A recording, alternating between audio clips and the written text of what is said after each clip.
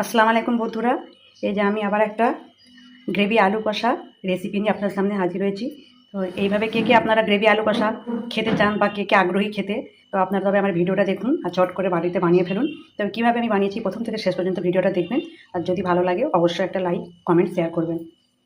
দেখুন আমি প্রথমে এখানে আমি কিছুটা কাজু, কিশমিশ, সর্ষে, পোস্ত, কালো সর্ষে, সাদা সর্ষে, পোস্ত আর চার মগজ আমি একসঙ্গে 10 মিনিটের মতো ভিজিয়ে রেখেছিলাম। তারপরে এগুলোকে মিক্সার গ্রাইন্ডারে নিয়েছি, আমি বেটে নেব। এখানে আমার এগুলো সব পেস্ট করা হয়ে গেছে। আর এদিকে আমি কিছু আলু নিয়েছি, আলুটাকে আমি সিদ্ধ করে রেখেছিলাম। তারপরে আমি এখানে যে কড়াই তেল বসিয়েছি, তেল গরম হয়ে গেছে।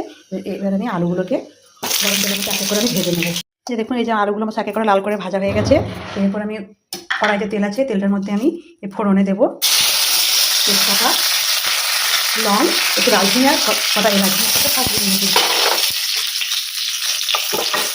নিয়ে এর মধ্যে দেবো আমি আদা রসুন একসঙ্গে।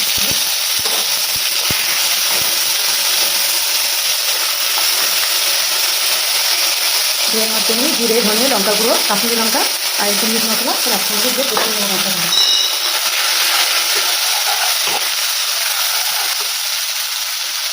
একটু এনে দেয়, একটু পানি দিয়ে দেবো। আমি এটাকে নিয়ে নাড়বো। এখানে একটু মিক্সার গ্রাইন্ডারে বেটে রেখেছি বাটা মশলাগুলো এর মধ্যে দিয়ে দেবো।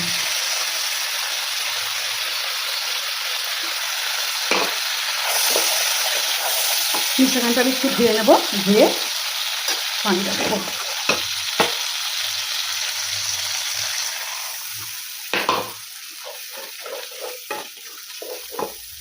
এই যে আমার এটা ফুটে উঠেছে, মশলাগুলো কষানো হয়ে গেছে।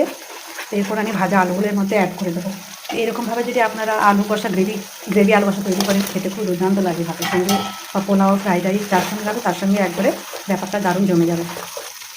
এরপর আমি নেড়ে কিছুটা আমি পানি দেবো। যতটা গ্রেভি রাখবেন আপনারা সেই হিসাবে পানিটা দেবেন। কিন্তু আলু আমার সব সিদ্ধ করে ভাজা আছে, আমি গ্রেভির মধ্যে একটু পানি দিয়ে দেবো। আপনারা ভিডিওটা কে কোথা থেকে দেখছেন আমাকে অবশ্যই কমেন্টে জানাবেন। দেখুন আমার এতটা পানি দিয়েছি। এবার আমি ঢাকনাটাকে দিয়ে দেবো, দিয়ে আমি 2 মিনিট ফুটিয়ে নেব। দেখুন বন্ধুরা 2-3 মিনিট পর আমি ফিরে এলাম। দেখুন আমার এই যে গ্রেভি আলু কষা, এর মধ্যে আমি এবারে চিনি নিয়েছি, একটু কাসুরি মেথি পাতা দিয়ে দেবো।